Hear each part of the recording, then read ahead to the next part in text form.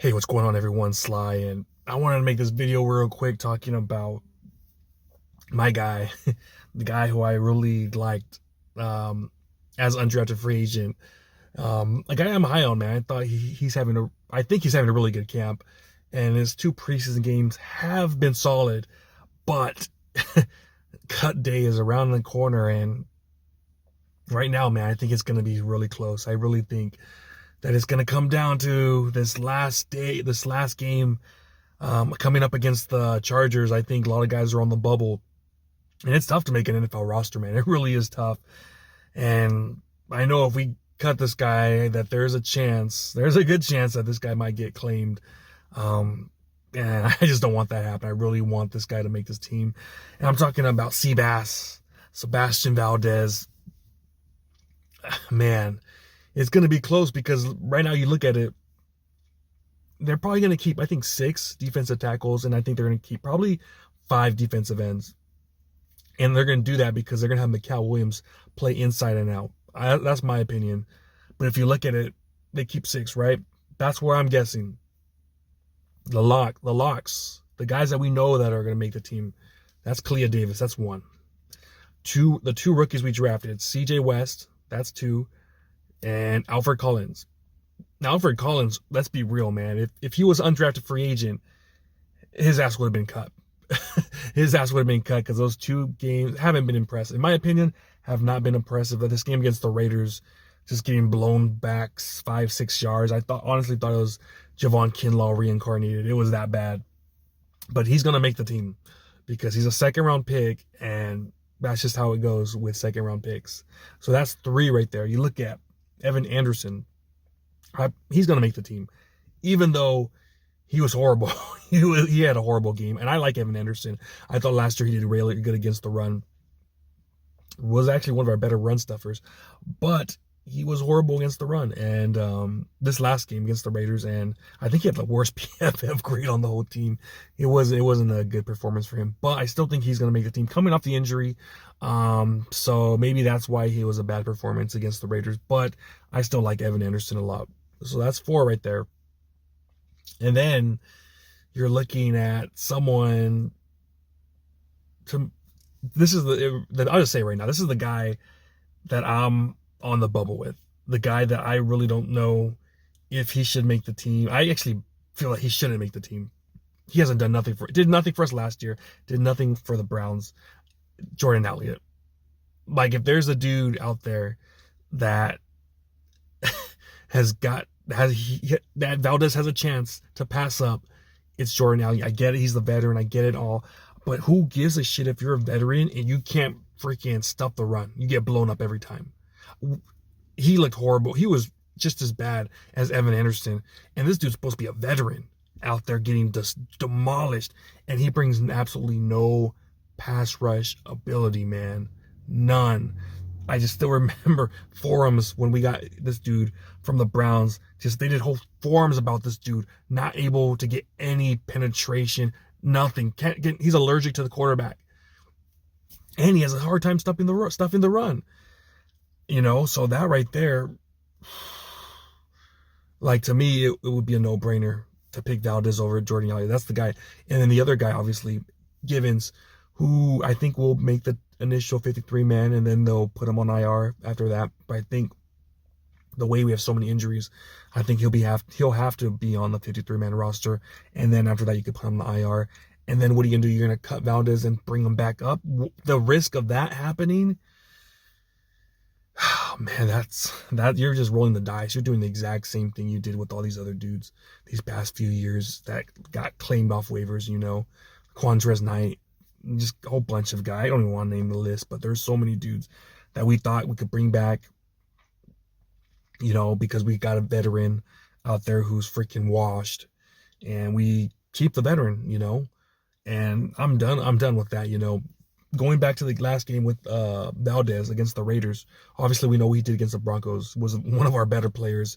Kyle loved it. He talked about him after the game. Now, again, the Raiders, I thought he did solid against the run on those double teams. I thought he was holding his ground for the most part. He wasn't getting blown the F up like these other dudes. Like, go watch the film. He wasn't getting blown up. early on when he first got in, he looked fresh, and I thought that's when he was his strongest. Now, one thing I was a little bit concerned about during the game, he wasn't getting the pressure. And I was watching the whole game, and I was like, damn, I didn't get really no pressures. I rewatched the game, and he probably got the most important pressure of the game. I noticed, I was like, oh shit, I didn't even notice that because I was so pumped up of what happened. It was the last play that the Raiders had when they were on offense. He blew up that play, and the reason that Mahoney had such an easy pick, it was an easy pick, but it was easier, was because Sebastian Valdez watched that play, gets in the backfield, and whacks the shit out of the quarterback. Just boom, whacks him. And I'm like, oh shit, I didn't even notice that from the game. I was just so pumped up from everything that happened. I did not catch that. And then the interception happened. Everyone's praising Mahomes, which he deserved all the credit in the world. But who caused it? It was Seabass. And when I rewatched it, I was like, oh, let's freaking go, man. That's what I wanted to see. That's what I wanted to see out of him. And that's what we need. We need guys, interior linemen, to get pressure. I get it. There's guys that we know we want to stuff the run, like Alfred Collins. If he's able to do that, just stuff the run, we'll be fine. But someone like Seabass, who has that part of the game, where he's good against the run and has that pass rush ability, we really don't have that pass rush ability. Who's the guy that gives us that pass rush ability on the inside? you got to think real hard. It would be CJ West, but we haven't seen it out of the game yet. Out of preseason, we have not seen it. Kevin Givens, he has some, but I think his highest sack rate was like 3. I think that's his most all year. So right now we really don't have anyone to get to pressures, get sacks. And that's why Valdez, he's a very unique player out there that you gotta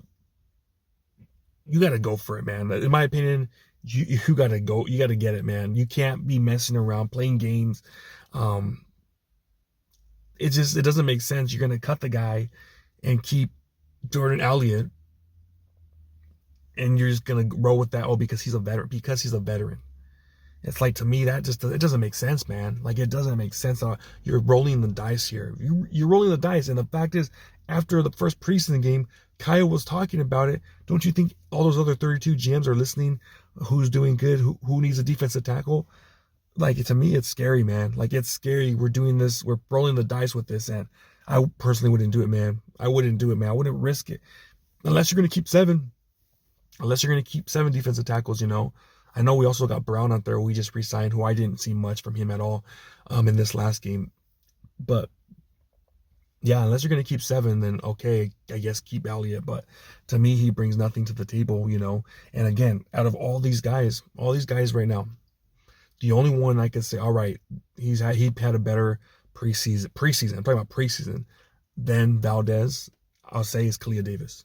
Like, Kalia Davis, like, okay, this guy looks like he should be starting for us.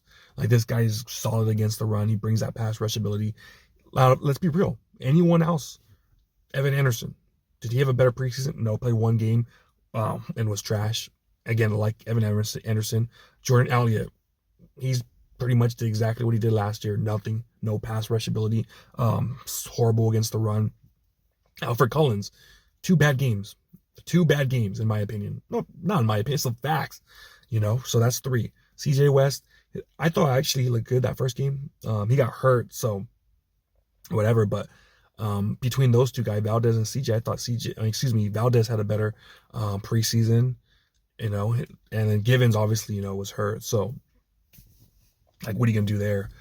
But yeah, man, the only one I could say is Kalia Davis. Kalia Davis, I'll give him the edge there. Like, he looks like the best DT we have right now.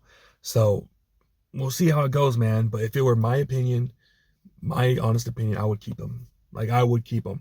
Do I think they will? I'll be real with you. I think they might cut him, man. I'll be real with you. I've seen this regime since 2017, man. I have a feeling that they're gonna cut. That's my opinion. I don't want it to happen, but my opinion, they're gonna cut him. And it's going to be a coin flip if we're able to retain him, put him on the practice squad. So, in my opinion, he's done enough for me. But as far as John Lynch and them, Kyle, Saleh, in order for him to make this team, he's got to have a big game against the Chargers. And that sucks saying that because I think he's done enough. But if he doesn't do anything this game, I think they're going to cut him. And that sucks. It sucks saying it, but I'm just being real with you guys. I know what this regime has done throughout the years. You have to go beyond and be out as an undrafted free agent. You have to be someone like a Jordan Mason that they have to keep him. You know, where he just goes off in camp, goes off in preseason every damn game, and that's how you're gonna make it. You know, that's that, man. That's that. So I'm hoping that he comes up and plays huge, man. He plays so great against the Broncos where they're like, hey, we can't cut him because someone's gonna pick him up. So I'm hoping for a sack or two, or at least him just dominating the run game, one of those two, and then he'll make the team. But as of right now, like I said, look what Robert said before the first game preseason. He's all until we play in preseason, then I'll talk about Seabass. Pretty much that's what he said. So he's got to have a good game, man. So hopefully he has it and makes his team because cuts are less than 10 days away. So it's game time, man. It's time for these rookie late round picks and undrafted free agents to step it the heck up, man, because that's the name of the game, I guess, here with the Niners. So, all right, man, that's what I got. Let me know what you guys think. If our boy Seabass makes the team or if it's bye-bye. Let us know down below. Talk to you next time. Peace.